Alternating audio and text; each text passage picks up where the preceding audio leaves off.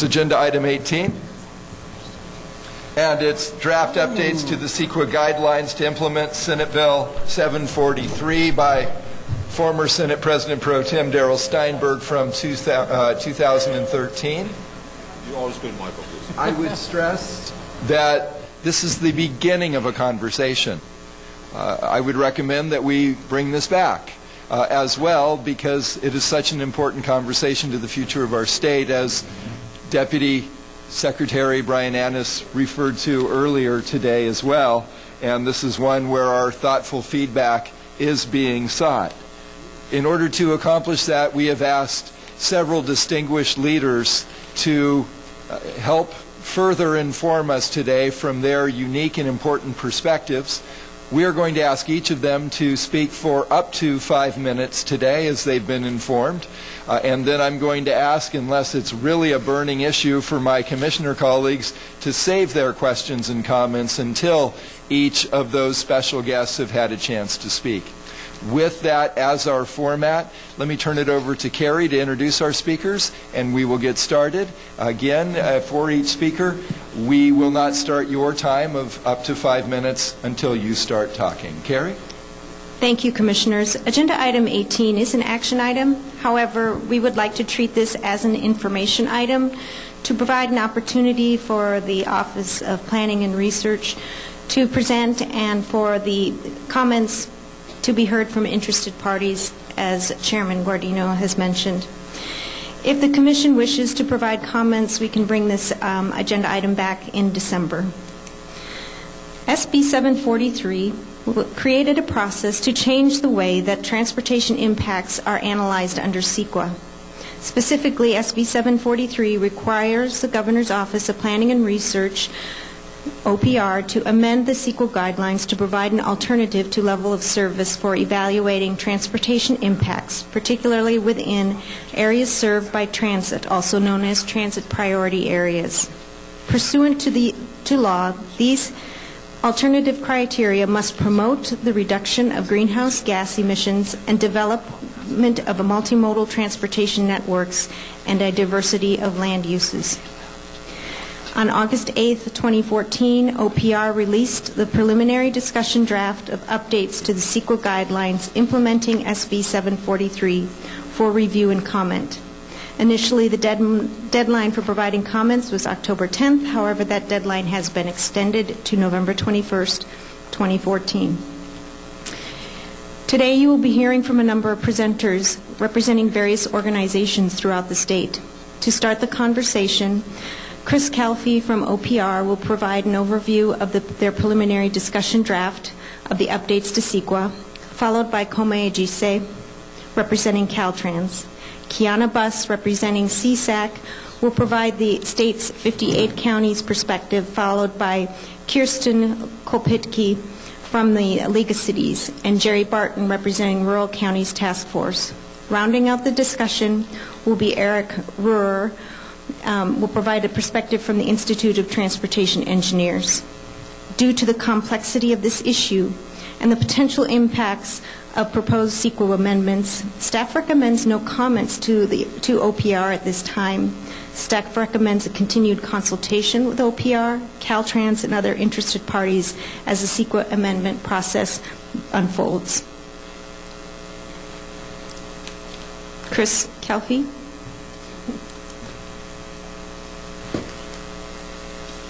Chris Calfee, welcome. Thank you very much. Thank you, Carrie, for that introduction, and thank you, Commissioners, for the opportunity to be here today. I am Chris Calfee. I'm Senior Counsel at the Governor's Office of Planning and Research. For those who aren't familiar with OPR, we're a unit within the Governor's Office, and we advise the Governor and his Cabinet on land use and environmental-related policy. We also have a special role in developing the CEQA guidelines that implement the California Environmental Quality Act. Prior to joining OPR, I was actually in private practice representing primarily local governments and private developers in the California Environmental Quality Act process. So I'm delighted to be here to talk more about it. So the particular issue that we have on the agenda today involves updating the way that we do transportation analysis under CEQA. The way that we do that today relies on a measure called level of service. And level of service is a measurement of roadway capacity. And the way that the typical CEQA traffic study is done is it asks what would the proposed project do to auto delay in intersections and roadways surrounding it. The level of service also, it's not only used just in CEQA, but it also shows up in the Congestion Management Act. The Congestion Management Act requires that cities and counties maintain a certain level of service on designated roadways.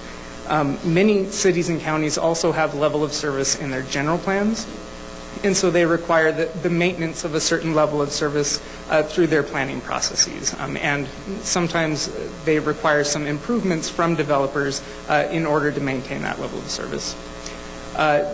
The level of service, though, has created some tensions that have come up, particularly in the CEQA context.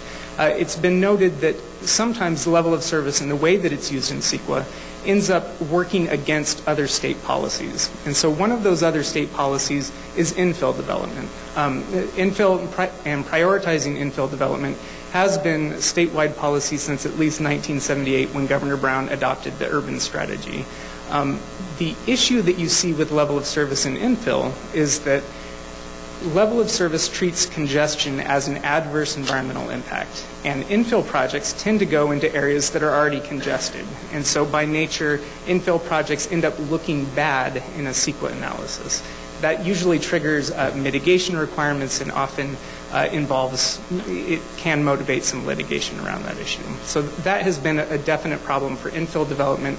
The legislature has noticed that for quite some time. Back in 2002, the legislature updated the Congestion Management Act to allow cities and counties to exempt certain portions of their cities and jurisdictions from level of service requirements.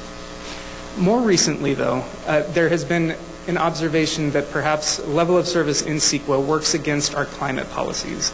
The state has adopted AB 32, SB 375, and a number of measures that we have been working to implement that are intended to reduce overall greenhouse gas emissions. And particularly, one strategy for doing that is to reduce the amount that we have to drive.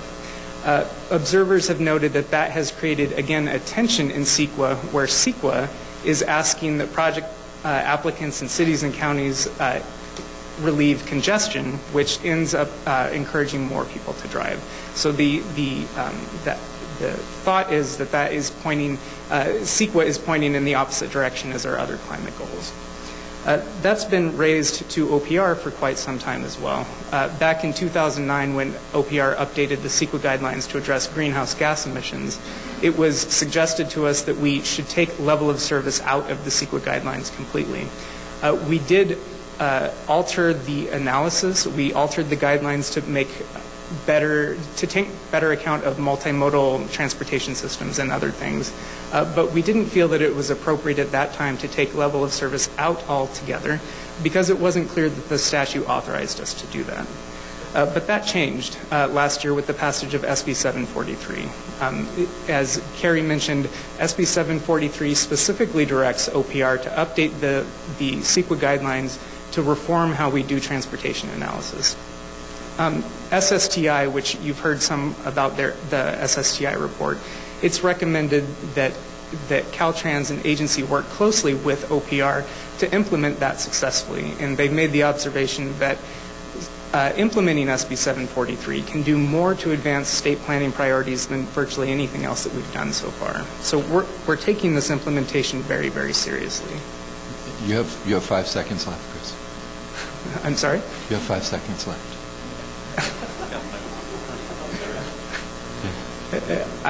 We were giving each speaker 5 minutes as we announced previously. I understood from staff earlier that it was a 10-minute presentation. Okay, I'm told, you know what, that you get more time. Thank you very much for granting more time.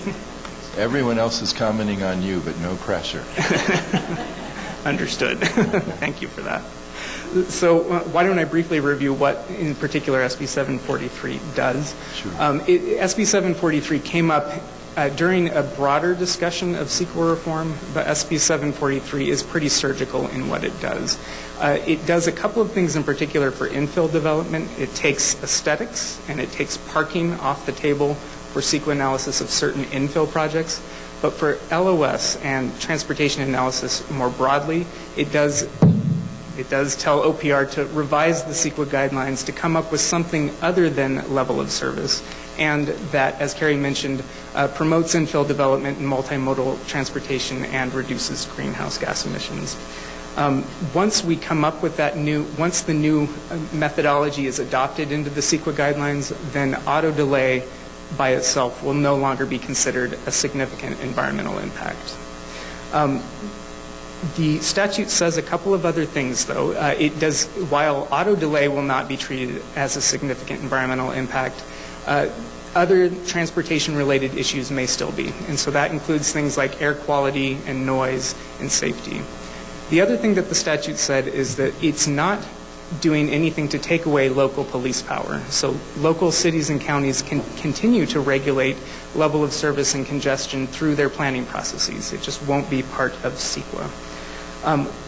Another key thing, and I hope this isn't lost on people, the statute gave OPR an extraordinarily tight timeline in order to put out a first draft. It gave us just about 6 months to put out a first draft. That's in contrast to prior directives that gave us where it gave us about 2 years to make the changes. So we had to rush pretty quickly to put out our first draft, and we did do that earlier this summer. I want to say that even though it was a tight timeline, OPR immediately after signature, we engaged with various experts in the field, so attorneys, transportation engineers, local governments, metropolitan planning organizations, and others, to try to sort through what are the different possible alternatives that we might look at. We published a report in late December that memorialized the different alternatives that we looked at, and we asked for public comment on that. After receiving all of the public input on that preliminary report, we again reconvened experts in various parts of the state to help us solidify a proposal. And that's what we've done in this preliminary discussion draft. One other thing I'd note, before we released it, though, we did vet it carefully through Transportation Agency, through Caltrans, various other state agencies, as well as practicing attorneys, business interests, environmental interests, and others, before releasing it to the public. But we have now released it and are asking for comments by November 21. So briefly, what's in the proposal? The proposal, keeping true to the statute, it does say that auto delay by itself is no longer considered an environmental impact. Instead, the suggested metric for doing an analysis is vehicle miles traveled. We chose vehicle miles traveled for a couple of reasons. First, the statute specifically suggested that we consider vehicle miles traveled. Secondly, vehicle miles traveled is something that's being analyzed today under CEQA as part of a greenhouse gas emissions analysis, and so there is some familiarity with that metric. And finally, there's a lot of models and data that's being produced through the SB 375 process that is also relevant to VMT. The statute did not authorize OPR to set thresholds, but it did tell us to give some guidance on how you might determine what is significant or what is not. So what we did is provide examples of types of projects that would tend to be less than significant or tend to be significant. On the less than significant side, for land use projects, we suggest that if you locate your project within a half mile of transit, that's evidence that that's a less than significant impact. It's a presumption. So you wouldn't have to do a study. You wouldn't be asking for mitigation measures. You could also demonstrate that you're less than significant if you reduce area-wide VMT, and you might do that by, pardon me, mixing up uses within the area. Pardon me. For transportation projects, the guidelines suggest looking at the potential for induced travel, and in doing that in particular circumstances. So if the project is adding a new general purpose lane in congested areas, that's something that may be required an induced travel analysis. On the other hand, if what you're doing is implementing HOV lanes or making operational improvements, that's something that would tend to be treated as less than significant. The proposal does include, thank you very much. That's very kind of you. I'll pause for a moment and let that sink in.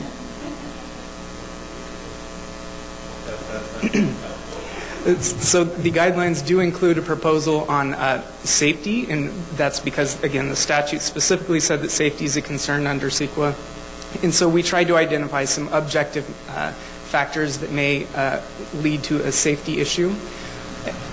A really important thing that the proposal does, and this is something in my perspective as a former litigator, is a big deal. The proposal has a section on methodology where it says that a lead agency's analysis of VMT, that's subject to a rule of reason. And what I mean by that is you need to do your best job, but we're not asking for complete perfection. The other thing this section does is say you as a lead agency have complete discretion in picking which model, if any, to use to look at VMT. And when you're applying that model, you have discretion in altering the inputs or outputs of the model to better account for project circumstances. So all of that is intended to provide as much cover to lead agencies as possible. There is a section on mitigation, which provides examples of mitigation measures that might be used to reduce VMT. In that section, we clarify, though, that, again, nothing that these guidelines are doing alters local government authority to address their planning needs. Finally, a word on applicability. We know this is a big change, so we're proposing that this measure be phased in over time. Under the proposal, we would start in the transit-rich areas and allow other agencies outside of those areas to opt in if they want to. After a certain period of time, then it would apply statewide. We've put in the proposal January 1, 2016, but we know that's a placeholder. We expect that that's a date that's going to change over time. So next steps. As Carrie mentioned, we have extended the comment period to November 21. During that time, and actually ever since the proposal was released, OPR has been doing extensive outreach to different industry groups, including chambers of commerce, the Association of Environmental Professionals, the American Planning Association, different local government groups, and others.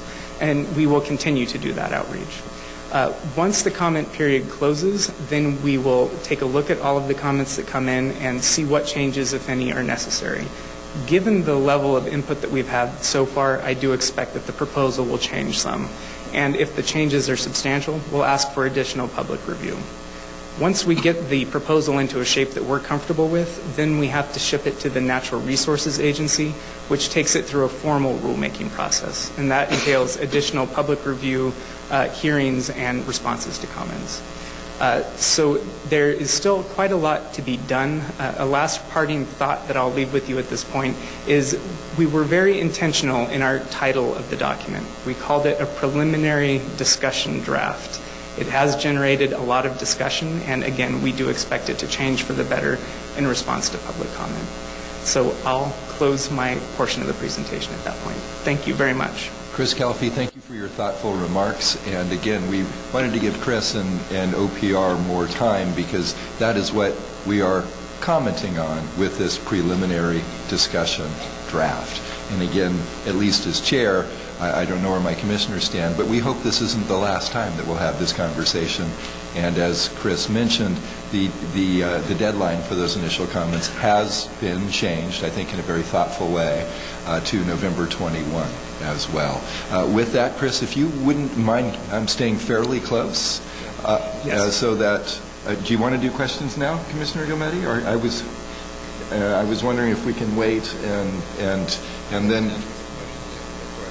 Okay, Commissioner Gometti is concerned he might forget his question. So why don't we take his question? And at my age, that happens a lot. The rationale for VMT was emissions. What is the rationale for? We picked VMT as the metric for a couple of reasons. The first is the statute suggested that VMT might be one of the possible ones. Another reason is that VMT is already something that's studied under CEQA for a greenhouse gas emissions analysis. I also left out in my comments earlier that there's case law that's already requiring that VMT show up in EIRs as part of an energy impacts analysis. So because it's already showing up in CEQA in these other areas, we thought if we must pick an alternative to level of service, let's not pick something that's completely unfamiliar to people. Let's at least go with something where we have some experience in working with it. So what happens when, in the next 10, 15 years, we're driving the majority of electric vehicles or other non-carbon-based fuels? What, I know we're talking all this in theory, et cetera, and it sounds very nice, but not everyone can live in urban environments. Right. One wants to. And a lot of it is, it seems like we're designing this that one shoe size is going to fit everyone, and I'm a little troubled by that and the lack of flexibility. Thanks for raising that, and there are a couple of responses to that. The first is, as to electric vehicles, the governor does have a goal for increasing our electric vehicle use, and we hope that will continue. But we're still a long way from getting to all electric vehicles, and at least for the foreseeable future, we're looking at carbon-based fuels. The other thing I would say is that reducing greenhouse gas emissions is only one of the goals that the statute set out for this metric. It also has to promote infill, and it has to promote multimodal use. So those are some other considerations that we have to think through as well. One other thing about the proposal, I did run through it pretty quickly. In terms of judging projects, when we're asking whether something is significant or not, we've suggested in this proposal that you compare a project to what other projects, how they operate within their region. So you're not comparing a project in Fresno to a project in downtown San Francisco. You would be comparing a project in Fresno to other projects in Fresno, and similar things in the various regions. So we hope that is one way to avoid a one-size-fits-all type of an analysis. Chris, thank you. A time check for all of us. We're on item 18, the beginning of item 18, with 80 items on our agenda. With that in mind, if it's okay with my colleagues and staff, what I'd like to do is hear from the 5 other folks that we have invited for up to 5 minutes each, and I will need to hold you to that. It's not out of any disrespect. It's out of respect for everything else that's also important on our agenda today. So Chris, again, if you could stay really close, feel free to go to the staff table because there are cookies there if you'd like. And we're going to hear from Kome. Again, Kome, I won't start until you do, but I will end it at 5 minutes, sir. Thank you. I'm going to be very brief. SB 375, once passed, caused us to look at this from 2 perspectives, because we have projects that are affected by SB 743. I keep saying 375. 743 from 2 perspectives. One is from an agency that delivers projects that are CEQA type projects. And the second is from an agency that reviews projects, CEQA projects, that have impact on our system. And so we have a very vested interest in SB 743. And so as a result of that, once the law passed, we began to meet with OPR last fall, and we met very regularly with Undersecretary Annis and Malcolm Doherty, and we met about monthly at the beginning, and then since the guidelines have been out, we've been meeting with OPR at the technical level every other week. So we've really invested a lot of time in trying to understand where the guidelines go and also helping to influence it. One, from the perspective of delivering projects that are CEQA type projects, we felt like we've made some strides. There's some what you might call carve-outs for projects that we were very concerned about could become impacted very seriously, such as safety projects, maintenance and operations type projects, non-capacity type projects. And so I think the guidelines as currently drafted reflect that carve-out, as you will. And we also have some comfort with the fact that the guidelines also recognizes projects that are already qualified under existing sustainable community strategies that the regions are doing, because those inherently have some greenhouse gas benefits behind them. So we felt like it would be double counting, and that's also addressed in the guidelines. And finally, there are projects that are non-VMT, not net decrease in VMT type projects, such as bike and ped projects that also are carved out. So we feel very comfortable with those aspects of the guidelines. We continue to work on preparing our staff for where the guidelines are going, and so we have a commitment to some training. We're updating 2 documents that have been guides to our staff. One is the traffic transportation analysis guide that our staff use to analyze projects that we're proposing under CEQA. The second is the traffic impact study guide that we use to address projects that are proposed with impacts to our system. So both of those documents have been updated and will be complemented with a lot of training so that we would be ultimately ready for how 743 will be addressed into the future. I think I'm going to stop there, and hopefully if there are any questions, we'll take them. Kome, you get the Good Stewardship Award. Thank you. Please don't go far either. We're going to ask Kiana to come forward, and again, for the record, if you could identify yourself and your organization, that's always helpful. Great. Thank you. Good afternoon, Chairman Gardino and members of the Commission. Again, Kiana Buss with the California State Association of Counties. Very pleased to be here today. Thank you for the opportunity to share our perspectives on OPR's preliminary discussion draft on implementing SB 743. Representing California's 58 counties, we act as lead agencies on development projects throughout the state, so obviously we have a very natural and significant interest in the implementation of this important bill.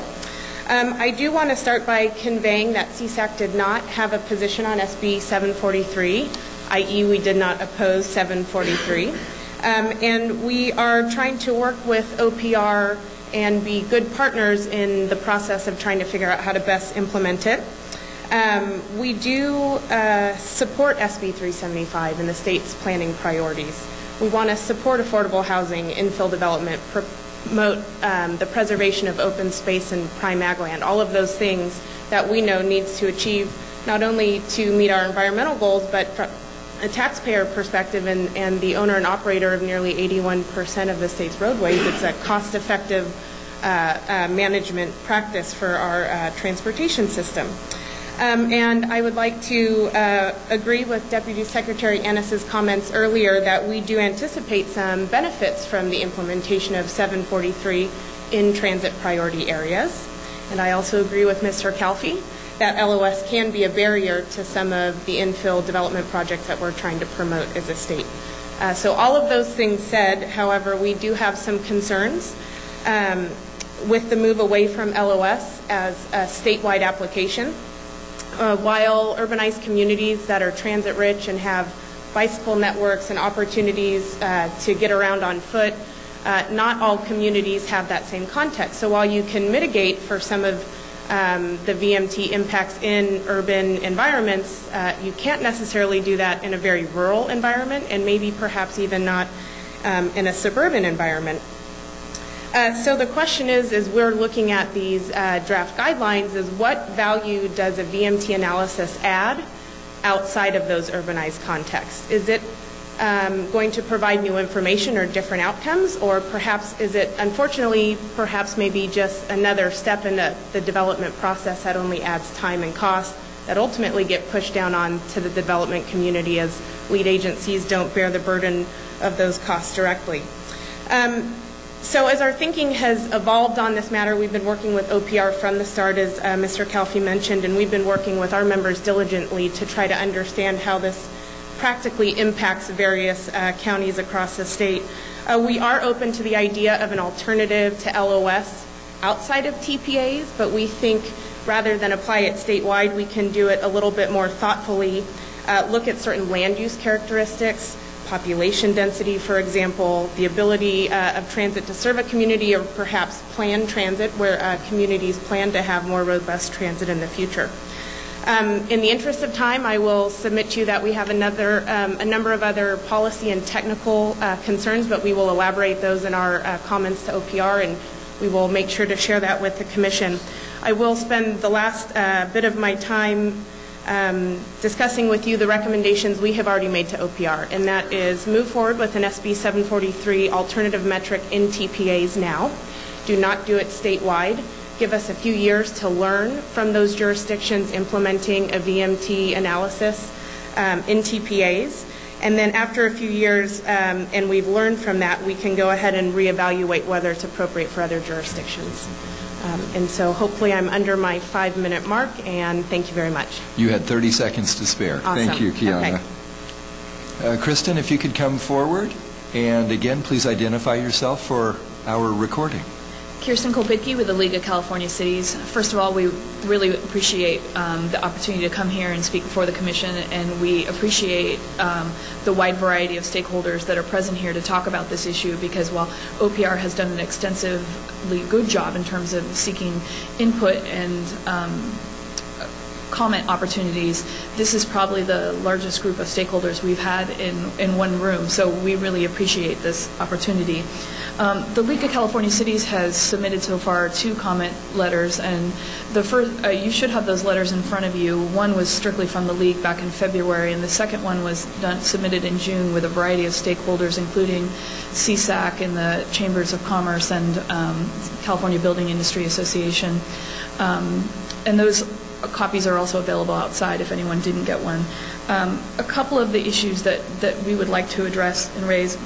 The first is the issue of local governments being able to still retain and use levels of service outside of the CEQA process. SB 743 is pretty specific that we can use and retain LOS in our general plans, and the draft that we believe the draft should actually acknowledge and reflect LOS may continue to be used to evaluate safety and other impact measurements of automobile delay as a significant impact. So that is very important to the League. Local agencies would like to avoid litigation in terms of challenging their power to impose a condition on a development. And we're concerned that without the clarity that we've requested, and we've provided language with regards to that specificity, that we believe the law will be interpreted to prevent a local agency from implementing LOS through a general plan and zoning policies. The second issue is something similar to what CSAC has raised, and that is it's one thing to apply these, to use VMT inside a TPA, a transit priority area, and it's a whole other ball of wax to apply it to areas outside TPAs. And so we have several concerns. We generally don't support a one-size-fits-all model at the League, because not all cities and not all counties and not all regions are created equal. We've heard from different regional governments that some are capable of providing this type of analysis while others don't have that capability. We're concerned that areas that don't have transit readily available, how do they reduce VMT, and how is that a relevant measure for those communities? And so we would also support some sort of delayed implementation or pilot so that we can gain the necessary information before moving forward. And we understand that in SB 743 it allows OPR to develop an alternative for areas outside TPAs. But when that bill was going forward, it really wasn't in our thought process that was going to be a mandatory function moving forward, that it was really more of an option. So thank you. Great. Thank you, Kristen, and you gave us 2 minutes back as well. Jerry, you don't get those extra 2 minutes. Okay. Good afternoon, Commissioners. Once again, Jerry Barton, El Dorado County Transportation Commission on behalf of the Rural Counties Task Force. I appreciate that this is a discussion draft, and that give me the opportunity to work with some of our rurals and make some observations, and I'll just outline those for you. Some of them have been mentioned. Hope to take a different approach on it, but the effectiveness of achieving the goals of VMT reduction is really dependent upon population and land use densities. These high population and high density land use areas are sparse in rural areas,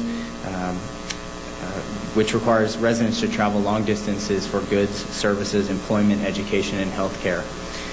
The current mode split for alternative modes of transportation in rural areas is generally low, and trip distances are much longer, often due to lack of facilities and terrain, which limit bicycling and walking as an alternative mode of transportation. Transit in rural areas, although it is often available, is limited, and coverage and frequency are low, and it's often not a convenient alternative to the automobile. For these reasons, allowing a key transportation corridor in a rural area to degrade an LOS will most likely not result in forcing people out of their cars, but rather they might look for alternative routes around these congested areas, resulting in higher VMT. We anticipate that there will be some technical staffing challenges for rural areas associated with the establishment of regional average VMT by land use type. It's likely that jurisdictions will look to RTPAs to establish the regional average VMT, and from at least our viewpoint at this time, that data does not currently exist in a shelf-ready format. We'll need to establish a legally defensible regional average VMT by land use, and it could result in something that we need to contract out to a consulting firm, and it could be an added financial burden for rural agencies. So we request that OPR work with the RCTF to develop a simple methodology for rural areas under certain population threshold to utilize trip generation by land use type, and ideally using data that is readily available in the ITE handbook or in existing traffic models. I'm going to skip something and move along, save some time here. While we recognize that the encouragement of using alternative modes must start somewhere, we're concerned about the appropriateness of this approach in sparsely populated rural areas, and we think that should be explored further.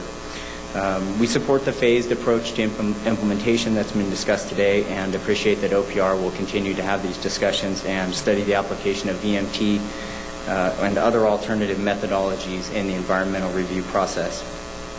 We encourage OPR to work with the RCTF to collaboratively develop a rural area case study or studies and methodologies that would be appropriate for VMT in rural areas. I appreciate the opportunity to present these perspectives on behalf of the Rural Counties Task Force, and look forward to working with OPR to continue to identify these concerns going forward. Jerry, thank you for your thoughtful comments.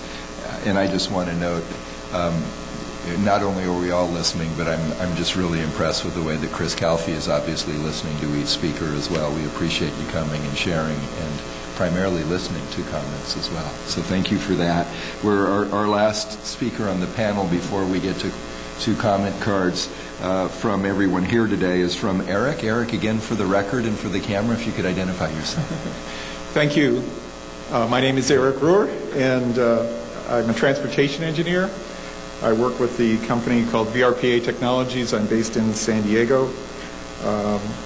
I'm here, though, representing the Institute of Transportation Engineers, and I was appointed by that group to chair a statewide task force to look into SB 743, to understand it, to inform our members, and to make comments to OPR. So with that all said, thank you for allowing me the time to speak, and I do have a few slides, so I'll be going through those. The Institute of Transportation Engineers, or ITE, is a professional society of transportation engineers and planners. We have about 2,000 California members, and we work on all modes of travel. We are also working for both private companies and public agencies, from state, county, local, as well as consulting firms and suppliers. We are the typical authors of CEQA transportation studies, so we are on the ground doing this kind of work, and we've been following SB 743 and the implementation process since January 2014. I'll go through a few of our key comments on SB 743 and the draft guidelines. We do believe that SB 743 has potential benefits if implemented appropriately. We believe that roadway capacity and level service analysis is still an important part of the planning process, even if it's de-emphasized as a CEQA significant impact.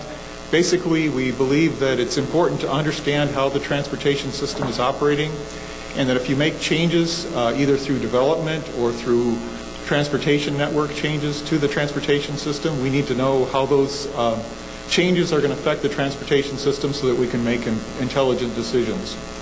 We agree that vehicle miles traveled is the most appropriate measure, performance measure for implementation of SB 743.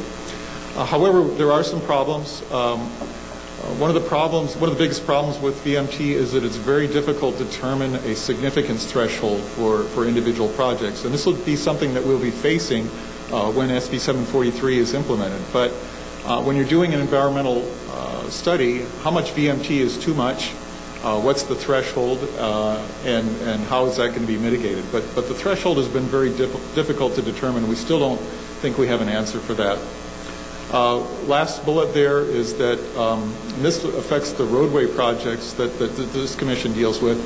We believe that the induced travel analysis that's required or that's suggested in the draft guidelines could be cumbersome for roadway projects.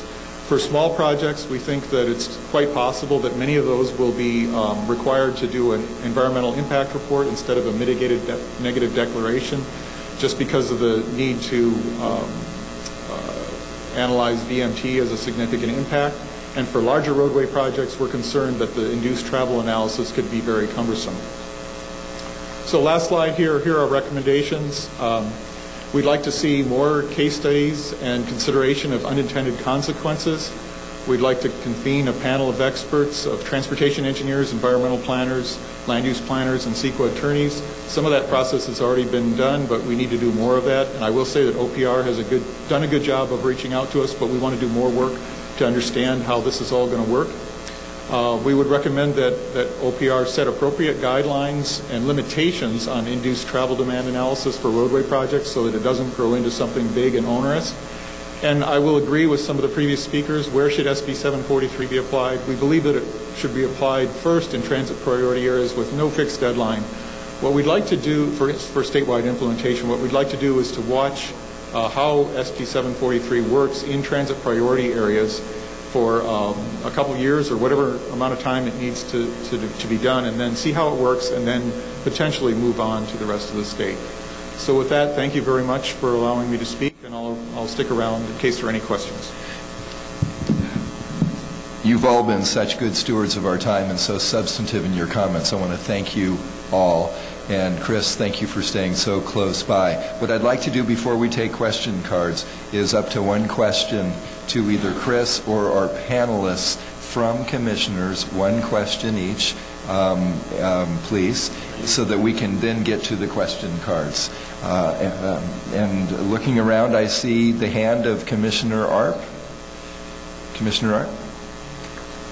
I think I understand what induced travel demand analysis is, but could you define that just so that I think I'll know whether I'm right or not? Yeah, this is a little scary because it gets a little bit technical. But when you build a roadway or widen a roadway, when you widen a roadway, you increase the capacity. So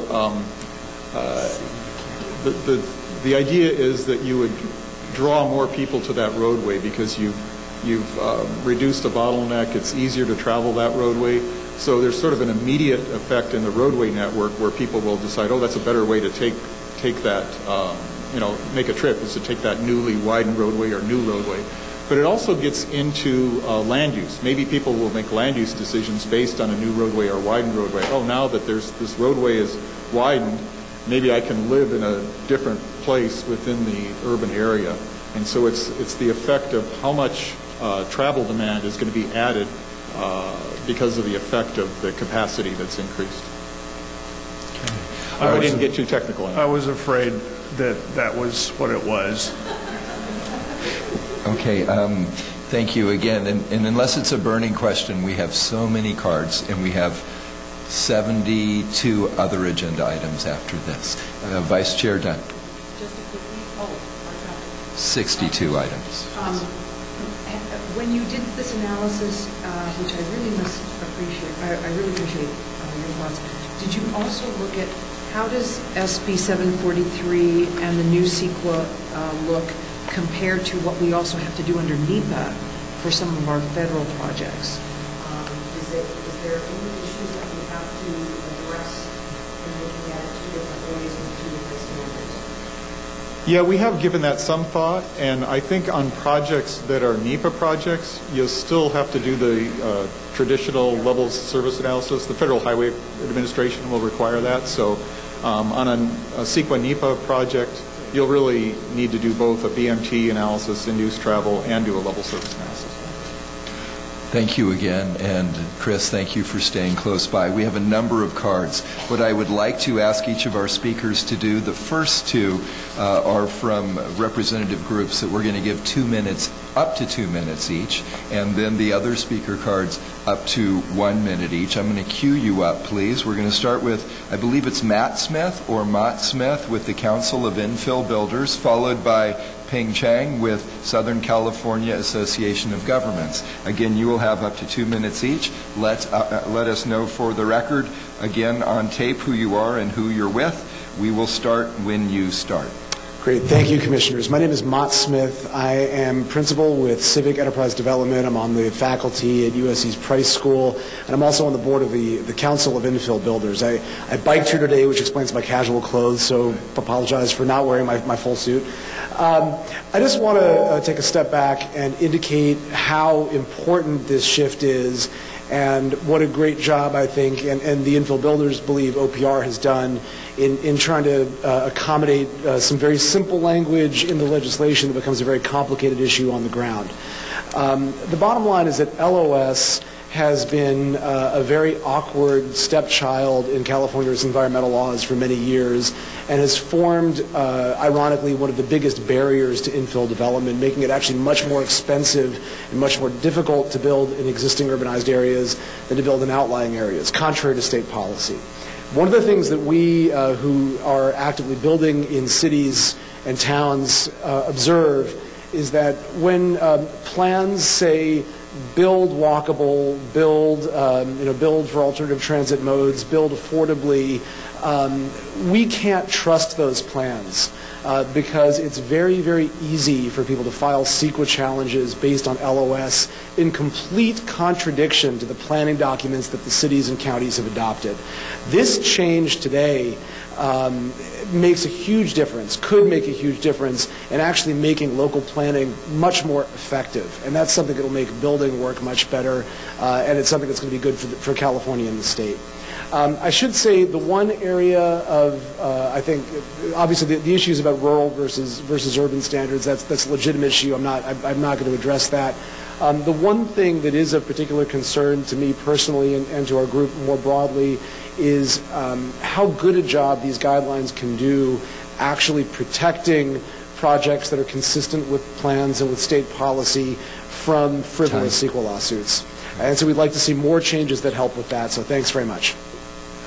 Thank you, and thank you for cycling in today. We are going to hear from the city of Pasadena, and they will have up to 2 minutes as well. That is Fred Dock. Fred, if you could come forward and identify yourself, please. I know, but I was asked by our executive director to take this one next, so thank you. Oh, thank you, Mr. Chairman. Commissioners, my name is Fred Dock. I'm the Director of Transportation for the City of Pasadena, California. I'll be brief. What I wanted to share with you today is that Pasadena, through a relatively independent process from OPR that started in about 2009 with the update of our general plan land use mobility elements, has been considering the use of VMT as a metric for our planning processes. It is a process right now of recommending to Council that VMT per capita be used as one of our CEQA measures within the City of Pasadena. It would be paired with a variety of other measures that we have put forward to basically focus on the consistency with our general plan, and that's the general thing I wanted to bring forward with you today, that we are a municipality.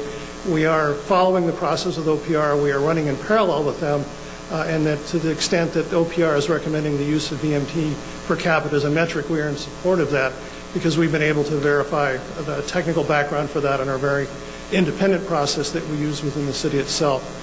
I realize time is short today and I won't go into a lot more detail, but we are available for questions. We've been sharing our information with OPR and the other entities that are involved with this and look forward to continuing to do so. So thank you for your time. Mr. Dock, thank you.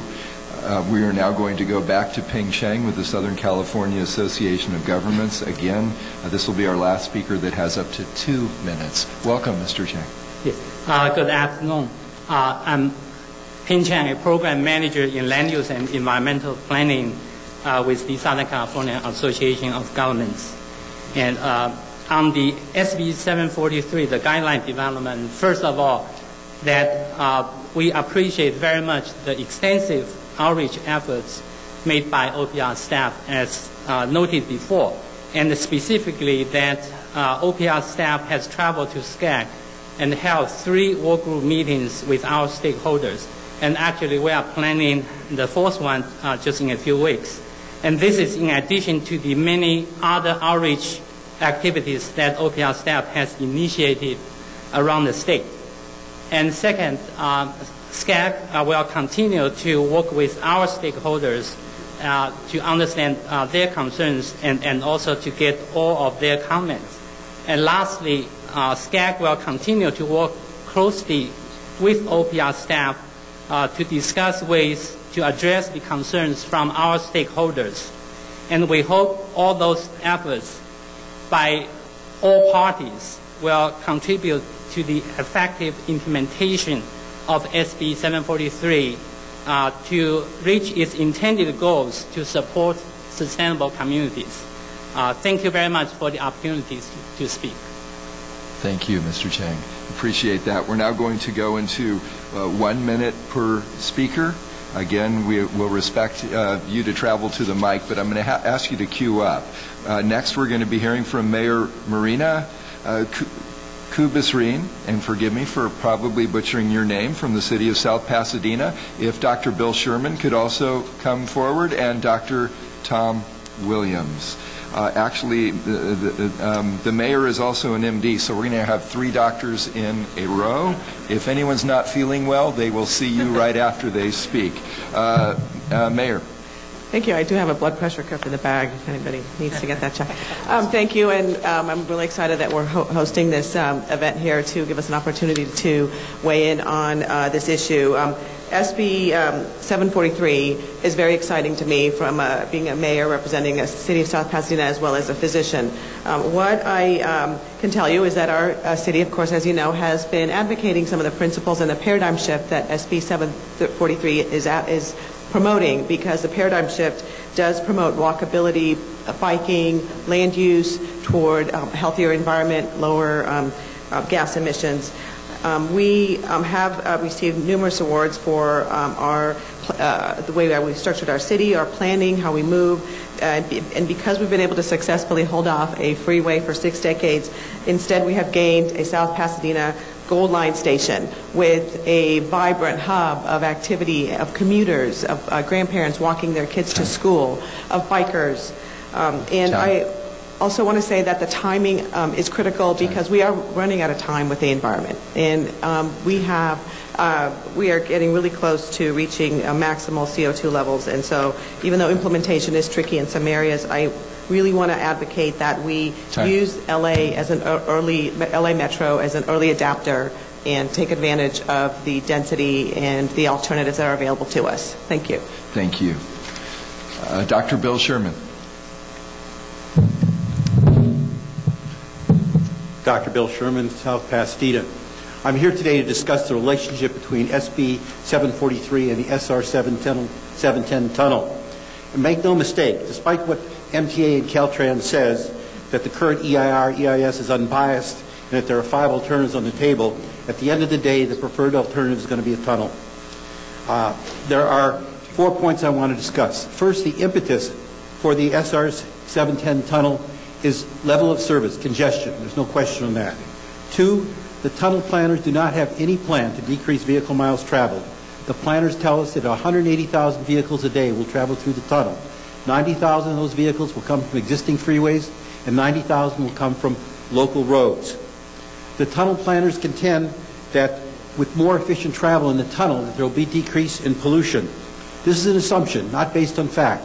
They get their data from computer modeling. This is not fact. Dr. Sherman, that's your time. Well, that's I just want to say one thing. You can submit it in writing. No, sir. We're going on to the next speaker. Dr. Williams, please. Thank you. Good afternoon.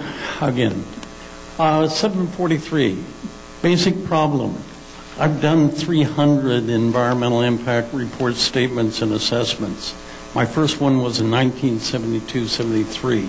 So I'm somewhat familiar with it, and one of the critical elements will be if you get it on rail, you don't get any VMT.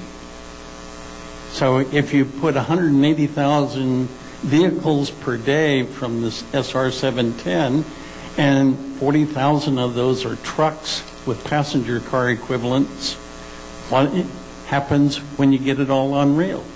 the project goes away. No VMTs. So change it to passenger miles traveled and tons miles traveled. Thank you. Thank you, and also for coming in 10 seconds early. Now what we would like to do is provide this opportunity, again, for commissioners to have a conversation with Chris Calfee or any of our panelists. And I'm going to limit this because, again, this isn't the last time we're going to consider this. But we do have, I was wrong earlier, it's not 72 or more items. It's only 62 more items. So I'm going to limit this to about 10 minutes so that we can be good stewards on this ongoing conversation. Chris, thanks for being close to the microphone. You might want to even come closer. Commissioners. Yes, Commissioner Fromer, please. One quick comment. There was another speaker who was here earlier. It was a former Assembly member, Anthony Portantino, and he was here to speak in favor of the bill and the guidelines. He had to leave. Thank you again for reminding us of that. And please give our apologies to former Assembly member Portantino that we weren't able to get to him before he had to leave. Commissioners, comments, questions? And it's okay if we don't have any. That means that you were thorough, and we will continue this conversation. Is there any closing comment that either our staff or Chris Calfee would like to make? Staff? Chris? Thank you, everyone, for your interest, and we do look forward to your comments. Great. And Brian Annis, is there any final comments that you'd like to make on behalf of the Secretary? Spending the time on this issue. Thank you. I want to thank you all for what was a very thoughtful conversation. We are going to move on to positive train control.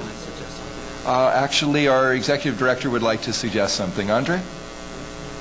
Commissioners, if you would indulge me, I've asked and checked with some of the folks on the agenda to defer some of the items until a future meeting. So for item number 19, we would like to bring that back in December, if that's agreeable to you.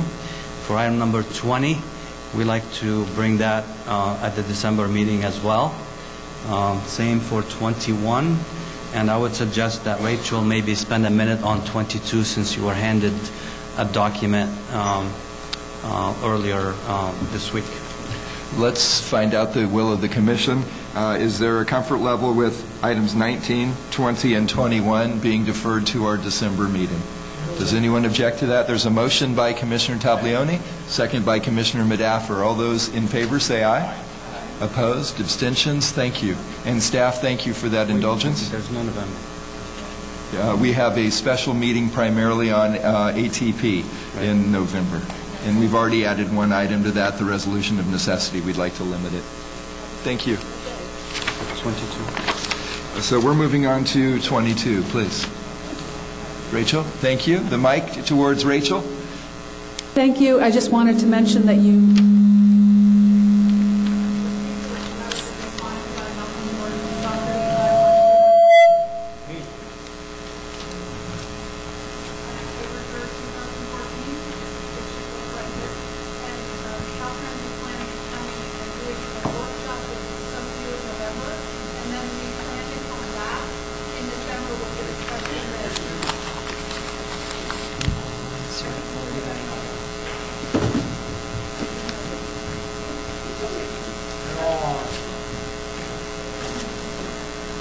They're not on. Is this one on? Hello? Okay. Okay, so what I was mentioning is that you received a letter from Malcolm Doherty on he signed it October 3rd, 2014, if you would look at that. We are planning a workshop with some of you, I believe, in November with Malcolm. And then in addition, Carla will come back and discuss this item that is on the agenda, cost estimation performance, which talks more about what you received in this letter. So with that, that's all I had to say at this point. Any questions of Rachel? Seeing no hands, we will now move on then to item 23. Is Mitch or someone else covering this? Laurel. I would like to give my heartfelt thanks to Mitch. We really benched Mitch, didn't we? Yeah. This is my heartfelt thanks to Mitch for giving me these items. Tabs 23 and 24 are requests for supplemental allocations for SHOP projects in Los Angeles County. Under item 23, This is a request for a project on Route 110. The department is requesting an additional $620,000, a 2.4% increase over the current allocation. This project was originally allocated back in June 2009 for $29 million. They've had a couple of G12 adjustments, and there was one previous supplemental allocation in March of 2012. At that time, it was noted that there were some claims that had not yet gone through the process, and that there would be likely would be an additional allocation request for contract closeout, and that is what this request is. So staff would recommend that you approve the $620,000 allocation. Motion by Commissioner Taglioni, second by Commissioner Burke. Discussion? Seeing none, all those in favor? Aye. Opposed? Abstentions? That passes unanimously. Item 24, please. Item 24 is again another supplemental allocation. This is for the Route 405 project, SHOP project in LA County. The department is requesting an additional $3 million, a 15.6% increase over the current allocation. Again, this project was originally allocated in June 2010. There have been a couple of G12 adjustments. The project is currently at $19.2 million. The additional funds of $3 million are needed to pay for costs incurred because of project delays due to utility location relocation issues at Centinela and a local road improvement project at Sepulveda. These delays are responsible for the costs that are in the book items 1 through 5. And then there are some additional costs in terms of contract documents that didn't address some of the items needed. So it's important also to notice that although this location is now open to traffic, it is still under construction, and it is possible that there may be additional claims in the future. So this allocation may not be the last one. There may be an additional one at contract closeout. Given that, staff would recommend approval of this item. Motion by Commissioner Burke, second by Commissioner Taglioni. Discussion? Yes. Commissioner Inman. I just want to encourage our partners that when we do get into these delay scenarios with our utility partners, if you'll give us all a heads up, we'll do whatever we can to bring folks to sit down around a table. Because I think this is the one where we had a significant number of days delayed, right, with our utilities. So we're here to help. So let's see what we can do, being respectful of our partners, but still sit down and see what we can solve. Thank you. Commissioner Inman, thank you. Further discussion? Hearing none, all those in favor? Aye. Opposed? Abstentions? That moves forward. Items 25 through 35 are information calendar. Stephen Mahler, what do we need to know?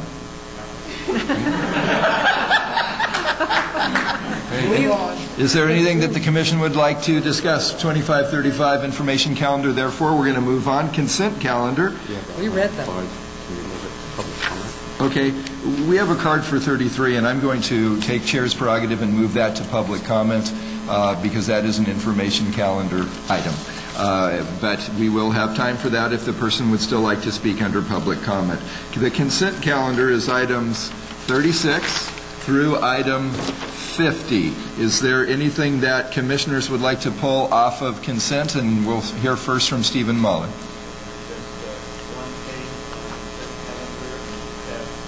Stephen, microphone. We need a microphone, Stephen. Thank you for being flexible. Well, there's one change on the consent calendar under tab 42. Resolution C21278 is withdrawn. With that change, staff recommends you approve the consent calendar. Okay, there is one card on the consent calendar, and so we will respect that. But let's try to move everything else except item 41 for that one card. So there's a motion with the adjustment from Stephen and pulling 41 to hear public testimony. There's a motion by Commissioner Medaffer. And was there a second? He doesn't want to comment. He doesn't want to comment. Thank you, sir. Was there a second? And there is a second for the entire consent calendar with that one amendment. Yes. Thank you. And there is a second by Commissioner Burke to move the entire consent calendar with Stephen's minor edit. Discussion. Hearing none. All those in favor? Aye. Opposed? Abstentions? We are through the consent calendar. We are moving on to item 51, draft 2016 STIP guidelines. Laurel. This is our first draft of our 2016 guidelines. As we talked about before, we did 4 workshops through the summer. This is our understanding of where people are looking for to do a better guidelines. Again, first draft, we'll have more comments and suggestions coming forward, and we will no doubt be bringing another draft forward in the future. Okay, this is an information item. Are there any questions from the Commission to staff? Hearing none, we're going to move on to action on 52, Tribal Coordination and Outreach Policy. Lori? And that's the center person on the mic, please. Thank you. Commissioners, this is an action item. Oh, I'm sorry. We had a person on 51. Dr. Tom Williams, did you want to speak on this? No, he does not. Thank you, sir. Item 52. Commissioners, this is an action item. Staff recommends that the Commission adopt this policy regarding Native American tribal coordination and outreach. This policy reaffirms the Commission's existing policy and practice of having Caltrans act as the Commission's liaison for coordination and outreach with tribal governments and Native Americans. This policy ensures that the tribes have a single point of contact for communicating with the Commission. Attached to this policy is the California State Transportation Agency's tribal consultation policy that was adopted in June of this year. The Commission's policy on tribal coordination and outreach supports and is consistent with the Transportation Agency's tribal consultation policy. Staff is also aware of Assembly Bill 52 signed by the Governor on September 25th. This bill affects how lead agencies perform consultation with Native American tribes during the CEQA process. AB 52 does not impact the Commission's tribal coordination and outreach policy. Again, staff recommends that the Commission adopt this policy. Move it. Second. Motion by Vice Chair Dunn, second by Commissioner Taglioni on item 52. Questions? Seeing none, all those in favor? Aye. Opposed? Abstentions? That passes unanimously. Item 53, and that's going to be Teresa. If Teresa could raise her hand. Great. Teresa, you have the floor. Item 53 is an action item. This is the approval of the 2014 Acquisition and Development Aeronautics Program. The proposed program is a 3-year list of projects totaling $7.2 million to 21 projects. Staff recommends the approval of the A&D program with the following change. Staff recommends only Year 1 and Year 2 be programmed. The reason being is that there is insufficient program capacity to fund the 3rd year. As this program is adopted every 2 years, in 2016 we can determine the capacity available to fund the program for that year as well as additional capacity to fund additional years. Staff recommends the Commission approve the A&D program with the proposed staff changes. Move it. Second. There's a motion by Commissioner Taglioni, a second by Vice Chair Dunn. Discussion? Seeing none, all those in favor? Aye. Opposed? Abstentions? That passes. Thank you, Teresa. I believe... Okay, the next item is 54. Well, wait, we're not Mr. at... Chair. Yes, we are. Do we have a recusal? Yes. On 54? Commissioner Inman? Commissioner Inman, would you mind stepping out but explain your recusal first? Mr. Chair, I wish to recuse myself as my employer, Majestic Realty, has holdings and direct relationship to this proposal. Well, if your employer would stop being so darn successful in this economy, you wouldn't have to recuse yourself so often. We're going to give her just a moment to put her sneakers on and run out the door. She owns all the properties on the last part of Monopoly. And she wears a top hat. You land on there, you're toast. Let the record show that Commissioner Inman has left the building. Let's please continue. Okay. Item 54 is an action item. This item is the adoption of the 2014 HRTSA program. Commission staff released staff recommendations on September 18th, where one project was recommended for funding, the Fullerton Road Grade Separation Project in Los Angeles County. Staff recommends this project be programmed in the 2014 HRTSA program. We have a motion and a second and 3 speaker cards. So with that motion and a second, I'm going to ask them all to come forward. Paul Hubler will be our first speaker. Second, Will Ritter. And third, though I don't think he is still here, Anthony Portantino. We will take a stunt double if there is one. If Anthony is not here, you each have up to 1 minute. Paul Hubler. Mr. Chairman, members of the Commission, thank you very much. It's been great working with the staff, and I represent the Alameda Corridor East Construction Authority, which will build the project. With your vote today, we're going to be committed to delivering the project, and thank you in advance for your vote. Paul, thank you for being so succinct. Will Ritter. Yes, thank you, Chair Gardino. As a partner on the 3 MetroLink projects here on behalf of LA Metro, I'd just like to recognize the working relationship we've had with the Commission staff as well as with the other Southern California trade corridor folks that have been working on this, including Paul with ACE. And we support the staff recommendations and look forward to continuing to work with the Commission on the full funding of the other projects, not recommending for funding through the OPSA. Thank you. Will Ritter, thank you. Is Anthony Portantino still in the room? No, he's gone. Okay. Anthony, we're sorry that we missed you, but thanks for being here earlier. I think that is all the public cards, so we'll close public comment. We have a motion and a second. All those in, unless there's other commissioner comments. Seeing none, all those in favor? Aye. Opposed? Abstentions? That passes unanimously. We are, can we please? Yes, thank you. Thank you, Commissioner Inman. We're moving on to item 55, Juan Guzman. Juan Guzman has his hand up. Oh, there. Thank you. Commissioners, item 55 is an action item. This is the proposed allocation set aside for the PUC's Railroad Grade Crossing Protection Program. This is the 15-16 allocation proposed for that year. And the PUC has recommended that we set aside $3.765 million. Staff recommends that you approve that amount. There's a motion by Commissioner Taglioni, a second by Commissioner Fromer. Is there a discussion on the commission? Seeing none, all those in favor? Aye. Opposition? Abstentions? That passes unanimously. Thank you. Item 56, Laurel Jansen or Yes. Rachel Falsetti. Commissioners, this is a request for amendment, STIP amendment. This is a notice. This is a request to amend the STIP for the Bee Canyon Wildlife Crossing Corridor project in Riverside County. Staff has no issues with this request, and we'll likely place it on the consent calendar in December. Great. Unless there are questions, that was an information item. Seeing none, we're moving on to 57, Juan Guzman. Commissioners, this is an action item. This is the monthly allocation for SHOP projects. The department is ready with these projects and is requesting an allocation of $3,782,000. Staff recommends your approval. Motion by Commissioner Gilmetti, a second by Commissioner Arp. Discussion. Hearing none. All in favor? Aye. Opposed? Abstentions? That passes unanimously. Let's move on to item 58, please.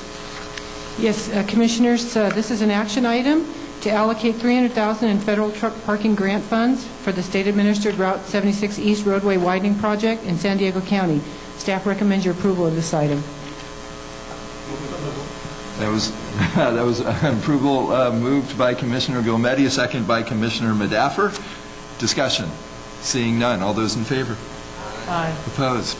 Abstentions? Item 58 passes unanimously. 59, Laurel. Commissioners, before you go on to 59... Laurel, your voice is cracking a little bit.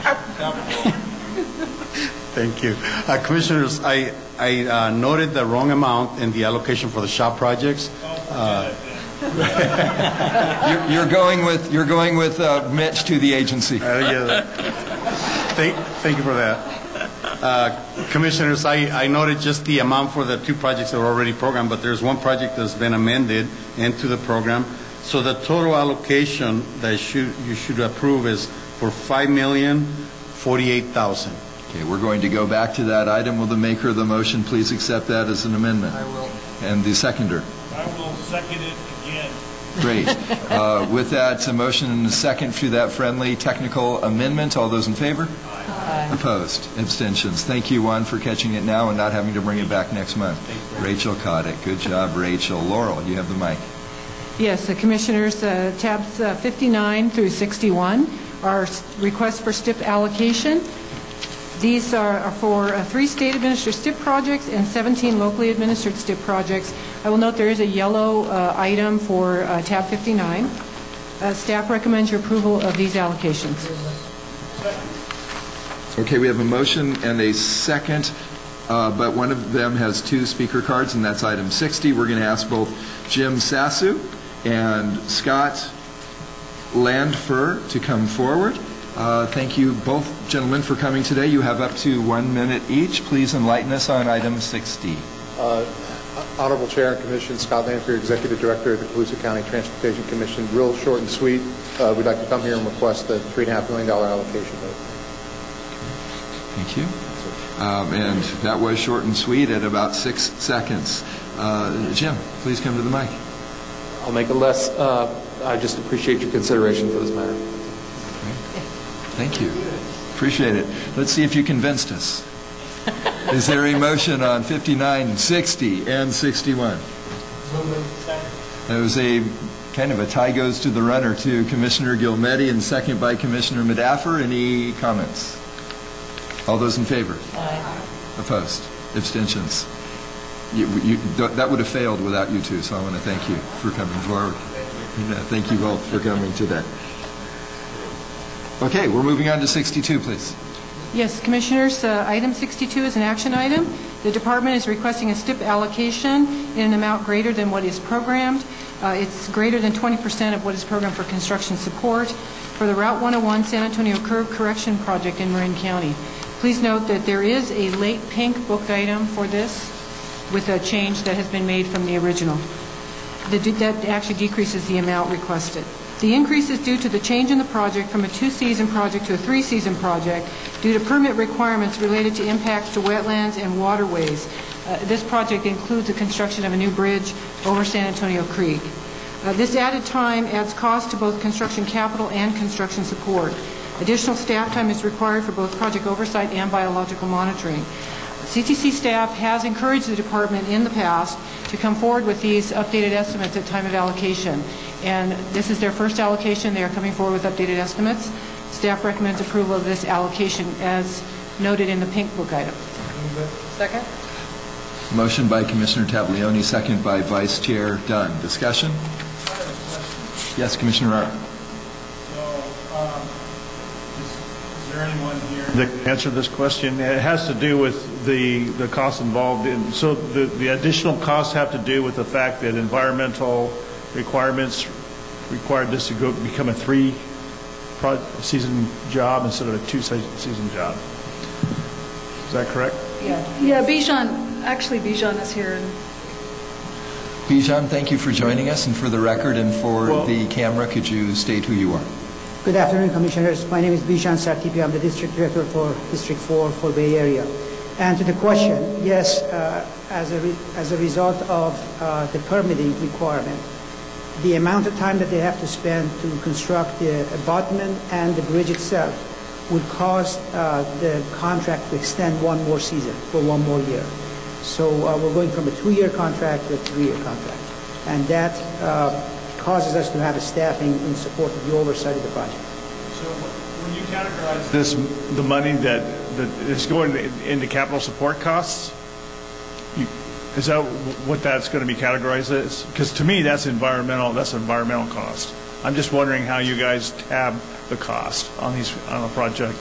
It's the cost of our staff to be on site for an additional year to oversee the construction of the project. So that's the capital outlay support. So that's capital support, but it was really an environmental requirement, so it's not really ever tagged as an environmental cost.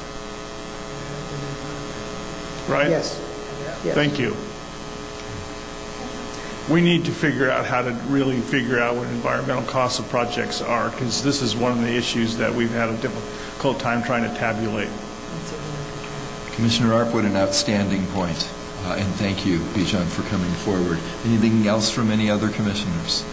Okay, with that, move approval by Commissioner Medaffer. Second by Commissioner Tablioni. Further discussion? Okay. I thought you were leaning in there. All those in favor? Aye. Opposed? Opposed. Abstention? Good. Thank you, sir. All those in well, we already did that. That passes unanimously. Thank you. And again, thank you, Bijan. Item 63. Laura. Yes, Commissioners, this is an action item.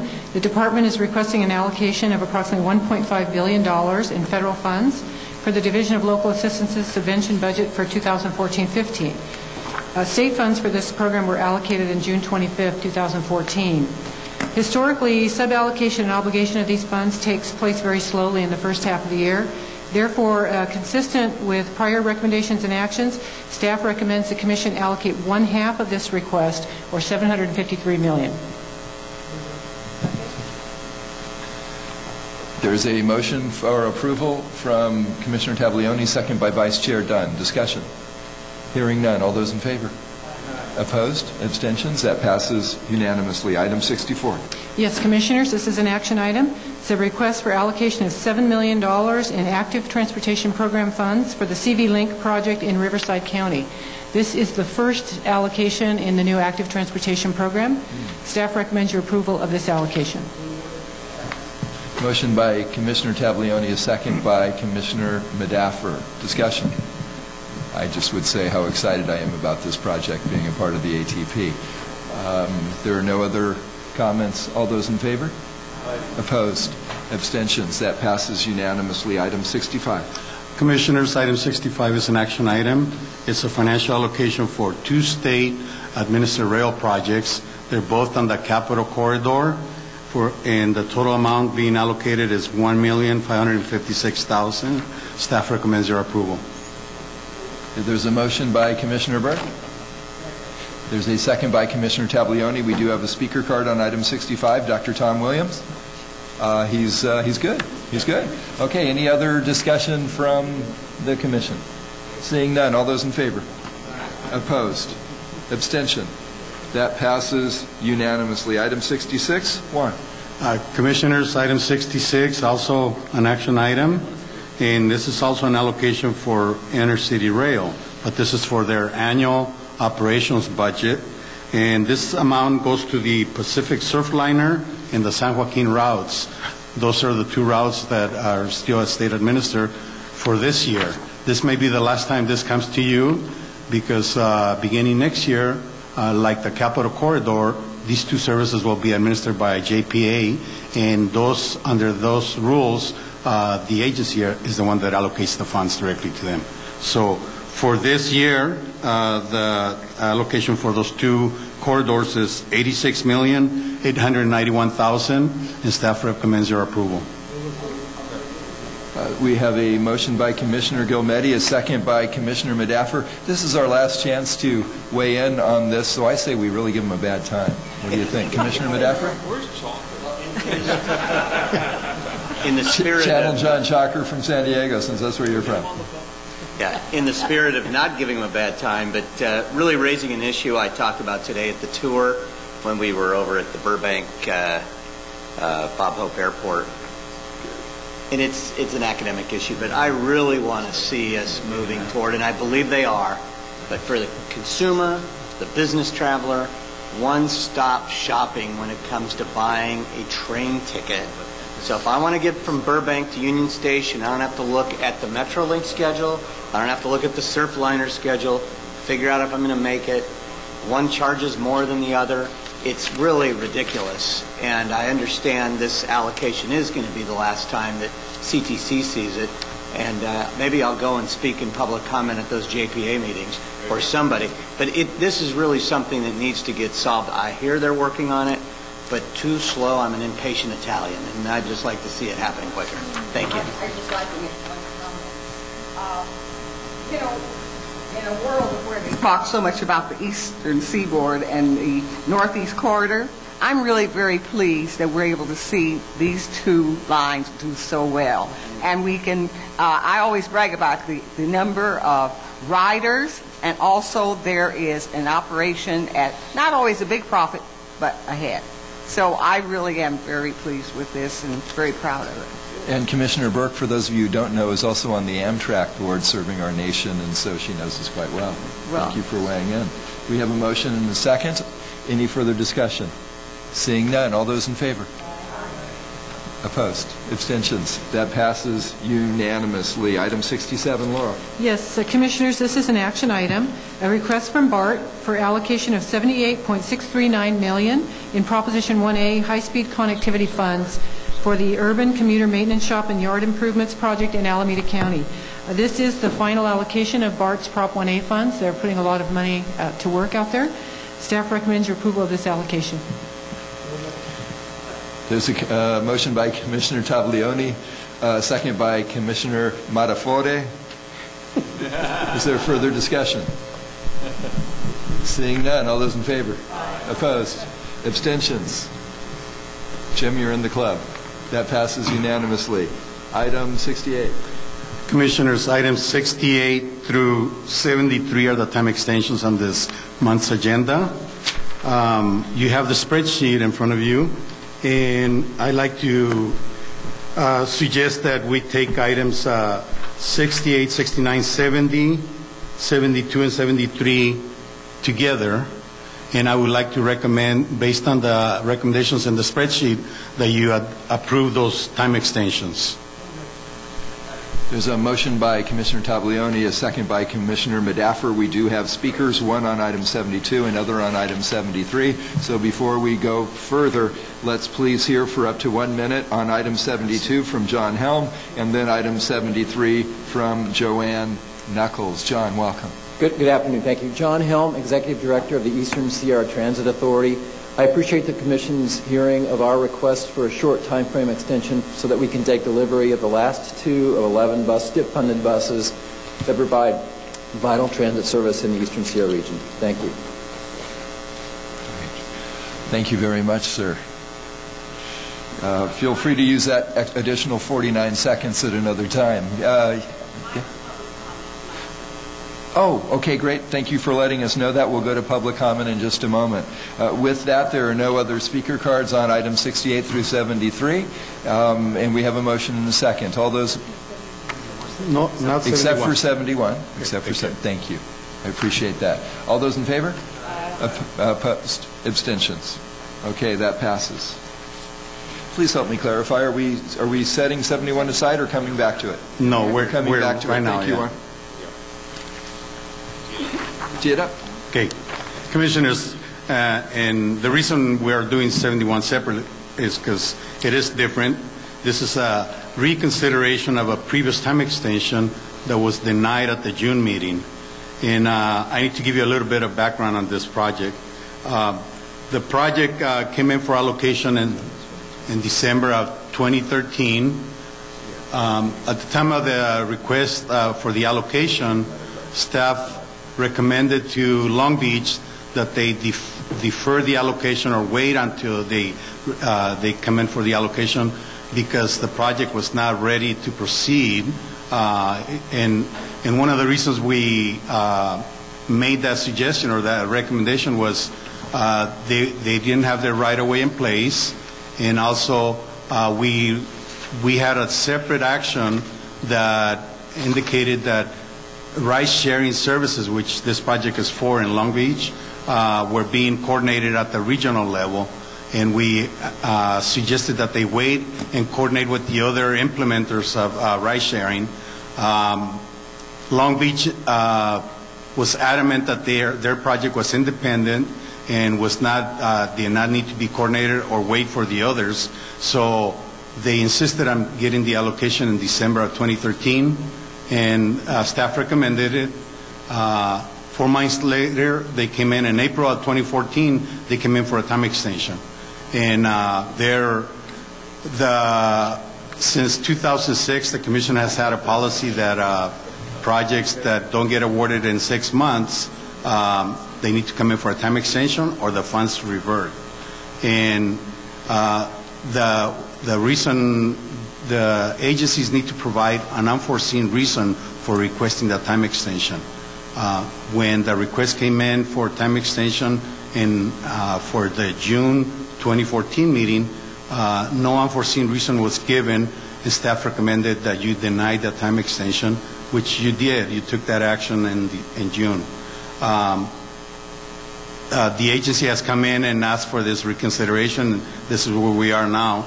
And the explanation they provided for this time extension is there's really no unforeseen reason either at this time. So staff again is recommending that you deny the time extension. Juan, thank you for the overview. We do have a speaker card, at least one. I see several people standing, though, and only one card. So if there are other speakers, I would recommend that you quickly fill out a speaker card. And so we'll hear first from Will Ritter. Will, you have up to a minute, please. Thank you. Will Ritter with LA Metro. I'd first like to thank the Commission staff as well as staff from the department on all their efforts in support in bringing this item back.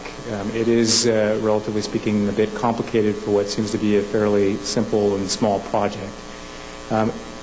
Before I invite our partners from the City of Long Beach to speak on behalf of the project and provide additional detail, I wanted to highlight a couple of elements here for consideration by the Commission as you're making this decision. One, just starting off with the regional significance. And not only, I'd say, the aspects of this that are both regional significant, but also state significance. Looking at a project here in California, one of very few that are looking at providing supportive active transportation, connectivity to transit. And I think one of the things that this Commission has often spoke to is where we're trying to bring private equity and funding from outside of the traditional transportation kind of sources in to deliver these types of benefits. And that's something that's unique about this project, and which is about the complication of this, is that this is one of only two existing projects in the state of California that are advancing bike share, and the only one of those that does not have... I'm sorry, it's time. Time's up? Yeah. Yeah. Thank you. If you want to finish that sentence without it being a run-on, you can. Yeah, I think the point here is that those other two bike share programs in California are public subsidy. This is actually one that is based upon a public-private partnership that the City of Long Beach will speak to. And those circumstances around the current justification are unforeseen. Thank you very much, and thank you for helping us be a good steward of everyone's time. I would just cue the speakers. The point that our staff has made and that we operate under is unanticipated reasons. So if you address that, that would be helpful to us on the Commission. I believe it's Nate Baird? Yes. Thank you, sir. From the City of Long Beach. I hope to explain very clearly, succinctly, is that from the unforeseen delay we face and how we've solved those delays. Sorry, I sound a little loud here. We had a phase one tied to a phase two. Our phase one saw some delays. As soon as that phase one saw some delays, we worked with Bike Nation and Metro to address those delays and asked for the extension. Essentially, the phase one was totally privately funded. Big C, the largest provider of bike share equipment in the nation, went through a bankruptcy. Their investors kind of got cold feet a little bit. Our phase two funding, which has always been ready to go, is still ready to go, had a requirement that we work, that phase one happened first. And so we asked Metro to remove that phase one requirement. Metro obliged us. They removed that phase one requirement. We worked with Metro to have the requirement removed. Since then, Bike Nation's found other capital investors that fill that gap that they've had. So phase one's now operating in the next month. But we still want to get going with phase two. Our environmental's in place. Our right-of-way docs are ready to go. We just need to submit them after we get the extension. Thank you. And how long of an extension are you looking for? To June 2015. Thank you, sir. We have another speaker. I'm having a hard time reading this clearly, so forgive me in advance. Rand or Dana or somebody from the City of Long Beach? It's Dave Roseman. I'm city traffic engineer. No, that's no way what this says. No? Sir, you're going to have to change your name or I'm not letting you speak. And I apologize because we thought that we would be able to have Nate finish up this presentation that we had for you. I'm going to try to just finish up the last part of it. So while, because of the terms of our funding agreement with Metro, Phase 2, which provides public capital funding for our efforts, could not begin without the additional Phase 1. So while Bike Nation put their attention to finding additional private capital investors for Phase 1, we began working with Metro to remove the phasing requirements entirely. In short order, though, both of those issues were solved. Metro agreed to remove the unnecessary phasing. Bike Nation found additional capital investors for the smaller 60-bike Phase 1 system, and we submitted our request for the extension to the Caltrans with consultation with Metro. We have been closely working with Metro on the regional system. We're ahead of of the regional system in Southern California. So we're helping Metro move that process forward, and we are part of that process. We are bringing bike share to Long Beach with an operational model funded by the private sector. Thank you. Thank you very much, David, or whatever your real name is. Diana Tang with the City of Long Beach. Thank you, Diana Tang with the City of Long Beach. I'm our Manager of Government Affairs. And first of all, I'd like to thank the Commission for allowing us to speak to this item today. We wish we would have had an opportunity to present our case to you in June, but we are here today, so thank you for the time. Again, I'd like to finish the prepared statements that we had earlier. We're bringing bike share to Long Beach. As you may have heard, Long Beach prides ourselves as being one of the most bike-friendly cities in the nation, and we have Assemblymember Bonnie Lowenthal here, who chairs our Assembly Transportation Committee at the state and has done a fantastic job representing the city. Thank you, Bonnie. Long Beach, we're really trying to bring bike share to Long Beach, and as was mentioned earlier, we would be one of the first in the region to do so, and using an operational model funded by the private sector, which is important to us to be financially sustainable in the city. For us to be a good partner, we need to give bike share a little bit of flexibility. They've invested over $1 million in what will essentially be a sustainably, privately operated and funded public transportation system.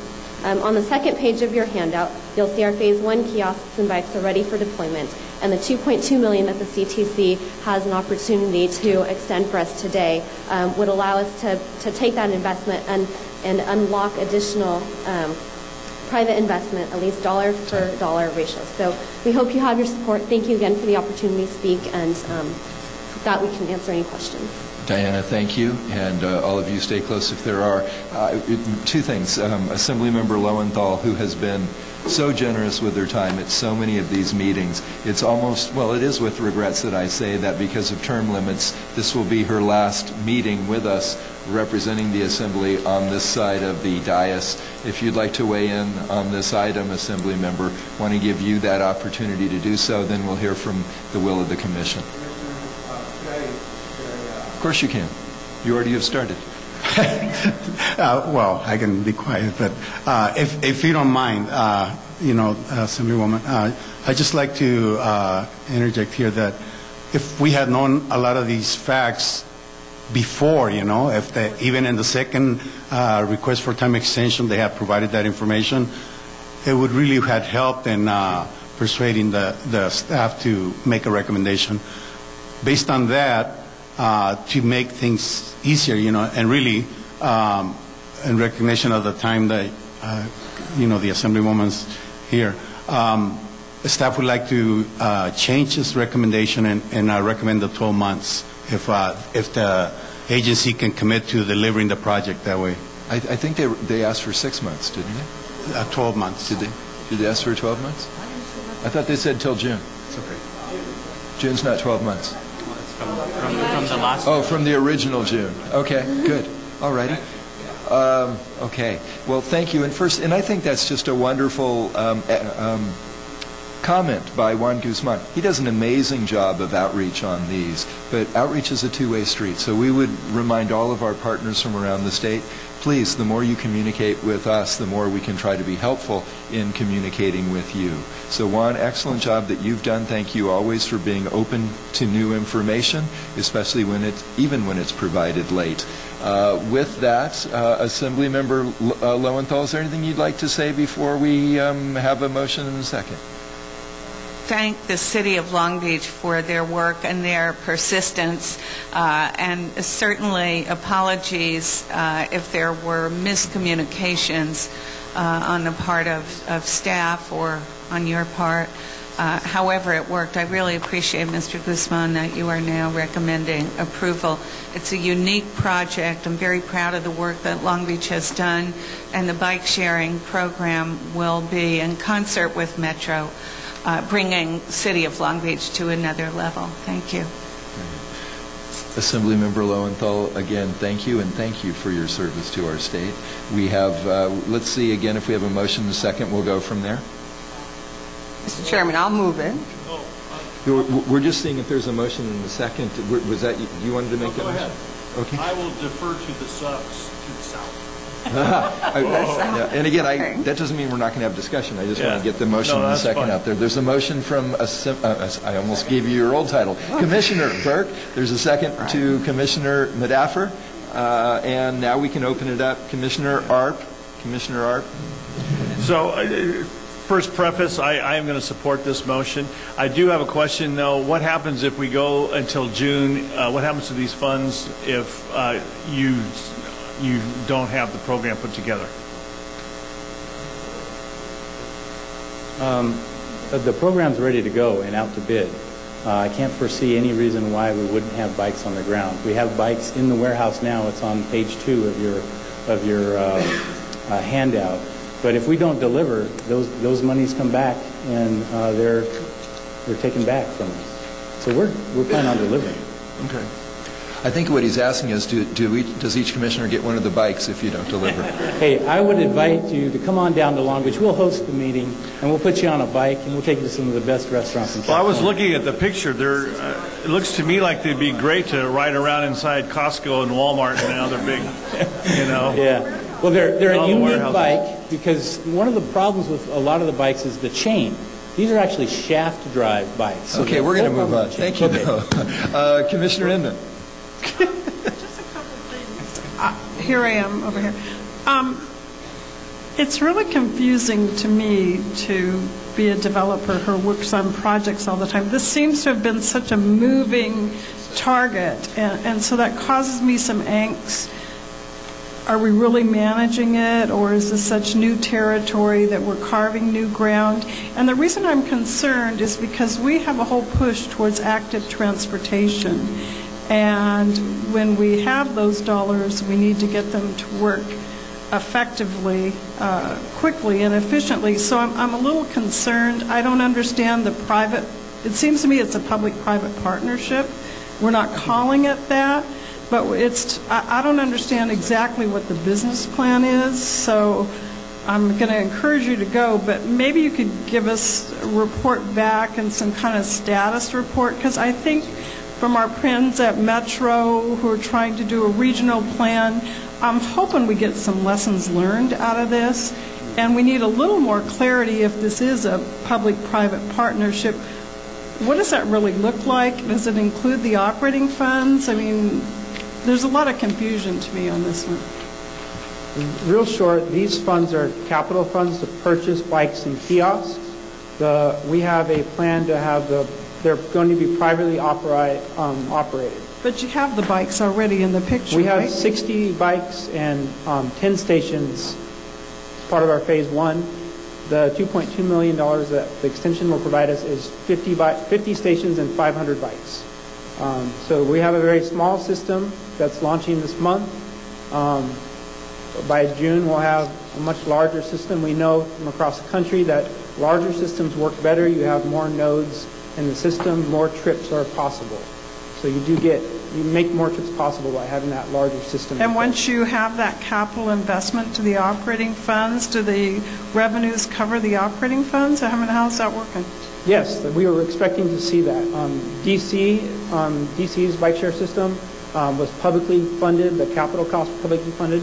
They are now breaking even. We expect in Long Beach to be able to earn a little money for ourselves and also for Bike Nations or whatever bike share system comes in for their financial backers as well. We have advertising dollars and promotional sponsorships available once the system's on the ground. The Vice Chair calls for the question. So we're going to go ahead and vote. All those in favor of the recommendation of staff for the time extension? Anyone opposed? Abstentions? And that passes unanimously. Thank you. Thank you, Juan, for your input. They are, yeah. It's operated. Yeah. I thought I saw it. It's a different vendor, yeah. Great. We have 5 speaker cards under public comment all about the 710. We will certainly honor those cards, but I would mention this really is an MTA issue, not a CTC issue. Just want to let you know that, to continue to go to MTA as well. But if you want your minute each, we are certainly going to respect your time. So I'm going to have you all queue up together so that we hear from you in a succinct way. Dr. Tom Williams, please come forward. Jan Suhu, followed by Diana Mahmood, followed by Richard Helgeson, followed by Susan Bolin. Again, 1 minute each. Dr. Tom Williams, your time starts now. You're going to have to fill out a card. Please go, sir. Okay. Dr. Tom Williams, Sierra Club Transportation Committee. A basic element for the City of Los Angeles.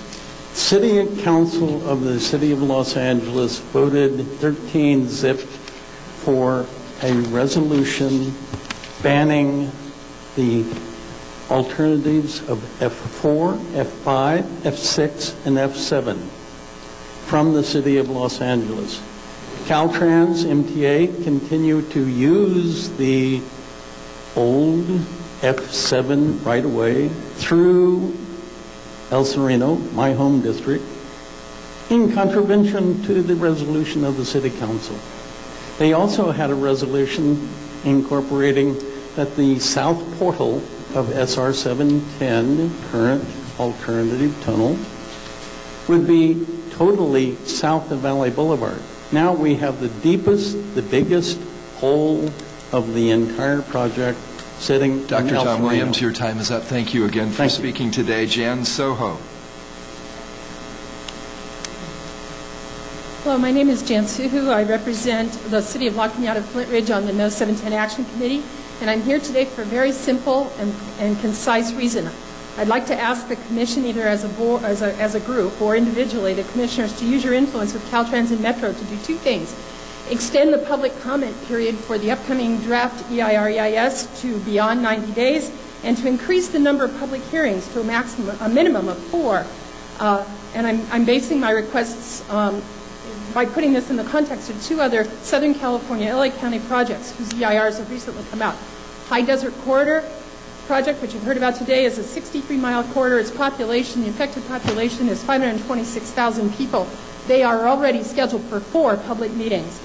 The East Side Transit Corridor Extension Phase 2 study area is 80 square miles, population of 720,000 people in that area. They have had 4 public hearings on their EIR for And public I'm sorry, comment. that's time. Thank you. We only have 2 No, that's at time. 1.2 Thank million you. people. We're going to hear Thank from, thank you, Council Member Diana Mahmood with the City of South Pasadena. You have a Thank you. I have earlier addressed you regarding a request that you support our request for additional time to respond to the draft EIR. And I would note that the draft EIR was initially anticipated to be released this spring, then it was moved to the summer, now February 2015. There are 5 separate alternatives, some with internal variations. We anticipate thousands upon thousands of pages of detailed technical studies, traffic, air quality, geotech, among others. The Metro Board has responded since I last addressed you and extended the time to 90 days, but I submit to you that is woefully insufficient. I would acknowledge for the Bay Delta Draft Conservation Plan, they got 180 days. These are very complex issues. We're not asking for 180. We do seek your support for 120 and additional public meetings beyond the 2. Thank you very much. Thank you, Council Member. You had 1 second to spare. Very well done. Richard Helgeson, you have 1 minute, sir. I can't tell you why this is a CTC issue in 1 minute, so I'm not going to go there. But I wanted to address the lack of appropriate outreach under NEPA to minority and low-income communities in the SR 710 project. I attended presentations both in San Marino and El Sereno. The San Marino presentation was in the evening when people could attend. It was 3 or 4 hours long. It had all kinds of 3D models, and it had about a dozen professional engineers to answer questions. The El Sereno presentation was a 25-minute canned PowerPoint, and the audience was cut off after 3 questions, and they closed the meeting down. It wasn't well advertised, and it was at 10 o'clock in the morning when most of the people in that community could not attend. That kind of disparity is condemned by NEPA. It's not appropriate, and it's not the kind of message that California should be sending under our MOU with the Federal Highway Administration. Thank you, Mr. Helgeson. Susan Bolin. They are, and I can actually read your writing, so thank you for doing that, and very respectful of you. Joanne Nichols, you have the final say. Hello, Mr. Chairman, we'd be going to Metro with these requests if we got appropriate responses, but we don't, so that's why we're here. And I am requesting of this highly controversial project, which I've submitted a list of cities and organizations, almost 50, that are against 710 tunnels. There has been no cost-benefit analysis. If we could be quiet, I'm sorry, this won't go against your time. If we could please be quiet in the back out of respect for the speaker, and thank you very much. Please. There's been no cost-benefit analysis done, nor an accurate cost estimate. I've submitted a chart also. So I am requesting that the Commission and Caltrans, whoever has the power in this room, which I think you do, that you request that the Metro delay the release of the draft EIR until you can get some accurate cost estimates, because we're talking about multiple billions of dollars, and it would be a responsible thing to do to delay that EIR until you can get these cost estimates. Thank you. Joanne, thank you. And with that, having no other speaker cards, is there any new business from the Commission? Commissioner Ark. Just one quick comment. It's not on the 710. You were moving so expeditiously, Mr. Chair, that I just wanted to encourage the Commission to take a good look at that STIP proposal, because there's been a lot of discussion around it, a lot of meetings. This is a big deal, and we really need to be on top of it, I think, in terms of what it could do to the STIP program. This is a program that is deeply underfunded, and there are a lot of folks that have different plans for it. Thank you. Thank you.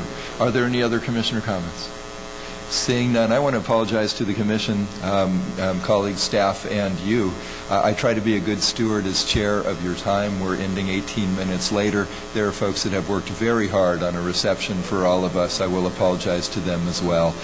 Seeing no other comments, let's adjourn with a huge thanks to Assemblymember Lowenthal and to Mitch Weiss. We are adjourned.